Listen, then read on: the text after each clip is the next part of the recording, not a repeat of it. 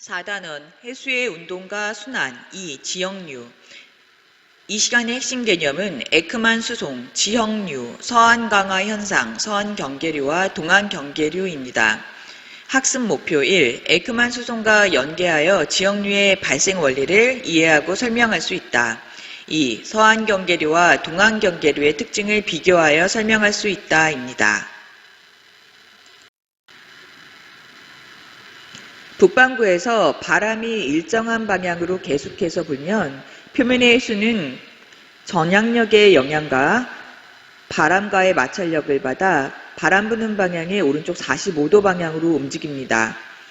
해수는 점성이 있기 때문에 이러한 상층 해수의 움직임은 아래로 전달되어서 하층의 해수가 이동됩니다.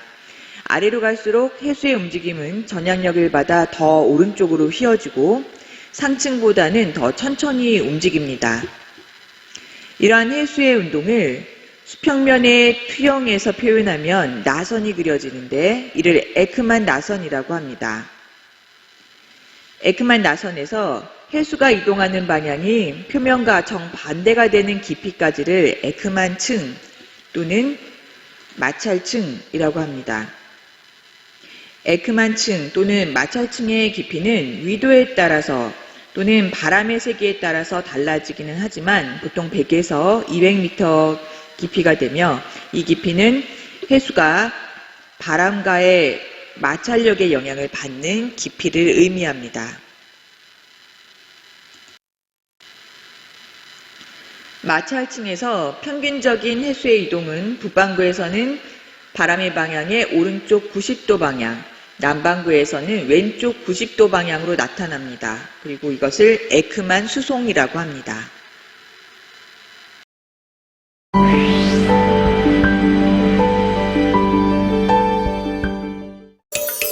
전항력의 크기는 매우 작아서 일반적인 운동에서는 무시할 수 있는 힘입니다. 하지만 바람이 불어 해수를 이동시키는 바람의 힘은 매우 작아서 전향력이라는 힘을 무시할 수 없습니다. 따라서 해수는 바람의 힘과 전향력이 함께 작용하여 표층의 해수가 약 45도 오른쪽으로 꺾인 채 이동하게 되는 것입니다. 바람이 표층을 움직였듯이 표층은 바로 아래에 있는 해수층을 이동시킵니다. 이때 해수층은 전향력에 의해 표층보다 좀 더 오른쪽으로 꺾이게 됩니다. 또한 해수층은 표층보다 느린 속력으로 이동합니다. 마찬가지로 그 아래에 있는 층은 바로 위에 있는 층보다는 좀 더 느린 속력으로 오른쪽으로 꺾인 채 이동하게 되며 이러한 해수의 이동을 화살표로 표시했을 때 마치 나선처럼 생겨 에크만 나선이라고도 부릅니다. 에크만 나선에서 표면 해수의 이동 방향과 반대되는 해수층의 이동까지의 수심을 마찰 저항 심도라 부르며 이 깊이까지의 층을 에크만 층이라고 합니다. 에크만 층에서 바닷물의 평균 이동 방향은 바람 방향에 대해 90도 오른쪽이 되며 이를 에크만 수송이라고 합니다. 에크만 수송에 대한 이론은 근대적인 해류 이론의 중요한 기초가 되었으며 이는 바다뿐 아니라 대기 운동에도 동일하게 적용된다는 사실이 밝혀지게 됩니다.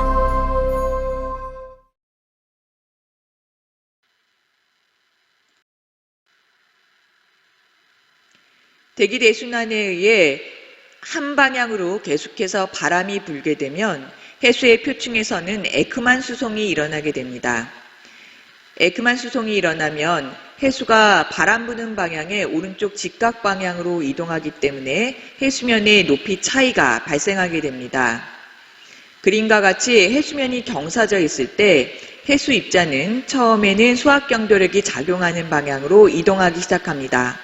해수 입자가 이동하면 전향력이 작용하기 때문에 북반구에서는 해수 입자의 이동 방향은 점점 수학 경도력의 오른쪽 직각 방향으로 휘어지게 됩니다. 결국 북반구에서 해수 입자는 수학 경도력의 오른쪽 직각 방향으로 등압선에 나란하게 흐르게 됩니다.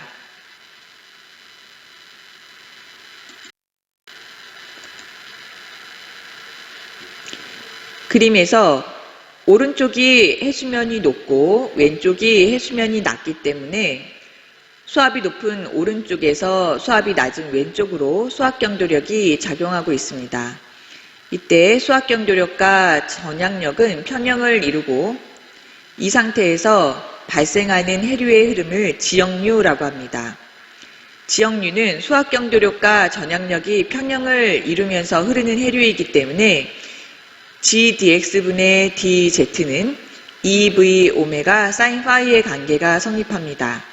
그래서 동일한 위도에서 지역류에 흐르는 유속은 해수면의 기울기에 의해서 결정됨을 알 수가 있습니다. 북반구의 아열대 해양에서는 그림에서처럼 대기대순환으로 저위도에서는 무역풍이 불게 됩니다. 이 무역풍에 의해서 에크만 수송이 일어나면 저위도의 표층 해수는 북쪽으로 이동하게 됩니다. 또 북반구의 아열대 해양에서 고위도에서는 편서풍이 붑니다. 이 편서풍이 불게 되면 에크만 수송에 의해서 고위도의 표층 해수가 남쪽으로 이동하게 됩니다.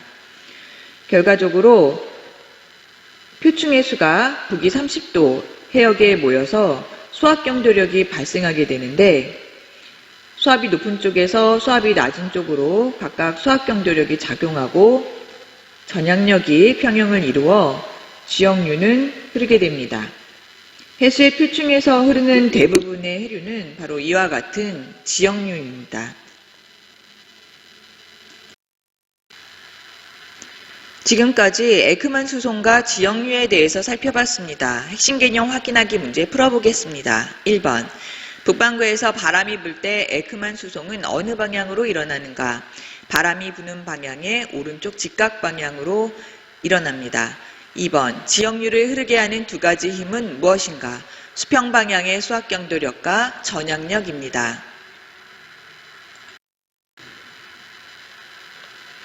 표층의 해수는 대기 대순환에 의해서 부는 바람의 방향과 결과적으로 나란하게 흐릅니다. 그렇게 흐르는 지역류는 대륙과 만나면 갈라져서 북으로 남으로 흐르게 됩니다. 결과적으로 아열대 해양에서 표층 해수의 순환을 보면 북반구에서는 시계 방향으로, 남반구에서는 시계 반대 방향으로 순환을 하고 있습니다. 그런데 아열대 해양에서의 해수의 순환을 더 자세히 살펴보면 해양의 동쪽보다 해양의 서쪽에서 해류가 더 강하게 흐르고 있습니다. 이러한 현상은 위도에 따라 전향력의 크기가 달라지는 것으로 설명을 하고 있는데요. 고위도로 갈수록 전향력이 커지기 때문에 북에서 남으로 이동하는 해수의 양이 남에서 북으로 이동하는 해수의 양보다 더 많아서 표층 해수의 순환의 중심이 서쪽으로 쏠려 있기 때문에 서쪽에서 더 강한 해류가 흐르는 것으로 설명합니다. 이렇게 아열대 해양에서 해양의 서쪽에서 해류가 더 강하게 흐르는 현상을 서안 광하 현상이라고 합니다. 해양의 서쪽에서 강하게 흐르는 해류를 서안 경계류, 동쪽에서 약하게 흐르는 해류를 동안 경계류라고 합니다.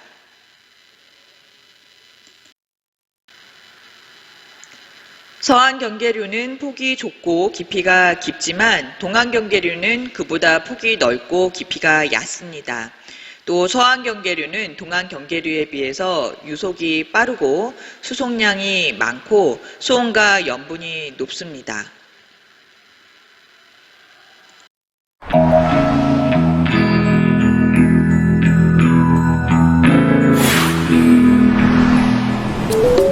서안 강화 현상은 전 세계 해양에서 아열대 환류의 중심이 서쪽으로 치우쳐 있는 현상을 말합니다.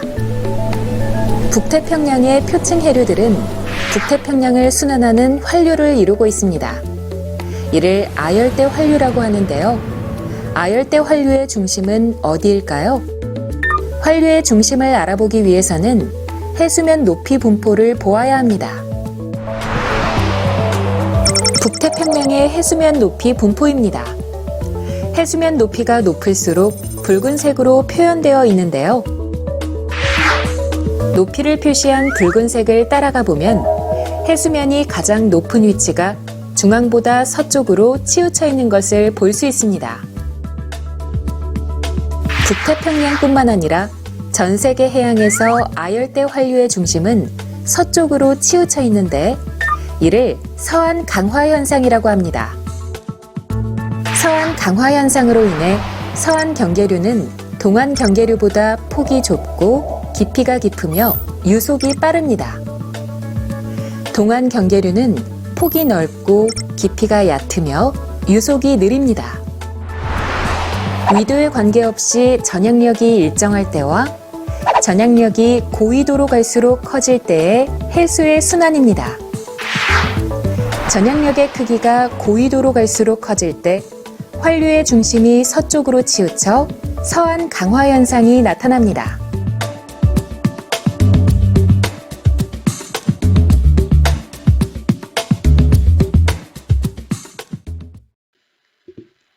북위 40도인 태평양의 서안과 동안에서 기후의 차이점을 조사하고 해류가 기후에 어떤 영향을 미치는지 생각해보자. 태평양의 동쪽에서는 북쪽에서 남쪽으로 한류인 캘리포니아 해류가 흐르고 서쪽에서는 남쪽에서 북쪽으로 쿠로시오 해류가 흐릅니다. 따라서 같은 위도래도 서로 성질이 다른 해류의 영향을 받기 때문에 태평양의 서안이 태평양의 동안보다 더 따뜻한 기후를 보입니다. 지금까지 서안 경계류와 동안 경계류에 대해서 살펴봤습니다. 핵심 개념 확인하기 문제 풀어보겠습니다. 1번. 서안 강화 현상이 일어나는 원인은 무엇인가? 고위도로 갈수록 전향력이 커지기 때문으로 설명합니다. 2번. 북태평양과 북대서양에서 흐르는 서안 경계류는 각각 무엇인가? 북태평양의 서안 경계류는 쿠로시오 해류, 북대서양의 서안 경계류는 멕시코 만류입니다.